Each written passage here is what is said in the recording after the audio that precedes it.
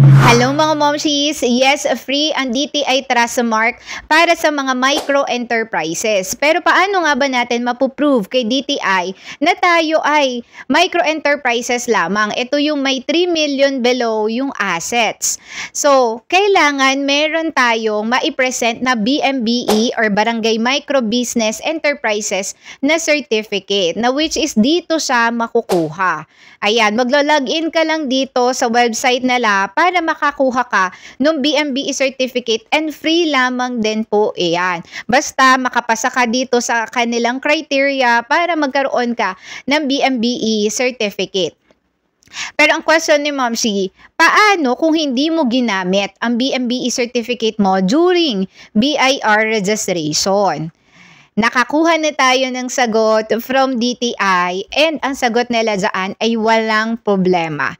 Basta meron kang makuha na BMBE certificate kahit hindi mo siya ginamit during BIR registration ay pwede mo siyang magamit at makaklaim ka or masabi na ikaw is under 3 million assets at ikaw ay isang micro-enterprises. Yan yung nakuha na natin na sagot from DTI at pwedeng-pwede natin yan gawin mo momshis kahit ngayon nyo pa lang kukunin yung BMBE certificate nyo. Nakaregister na kayo, may BIR na, naka 8% ka pero wala kang BMBE certificate ngayon. Gusto mong kumuha dito, punta ka lang dito sa website, pwede mo siyang gamitin during DTI Trustmark registration para maging 130 pesos na lang ang babayaran mo sa Trustmark. So, bago update ito na nakuha ko from DTI, maganda na rin to, mga momsis, na isang achievement natin na nakuha sa pagkalampag sa DTI. Kesa naman 1,130 pesos tayo. Pero ngayon, ayan, binago nila, nagkaroon ng bracketing of fees. And sana makatulong sa inyo ito.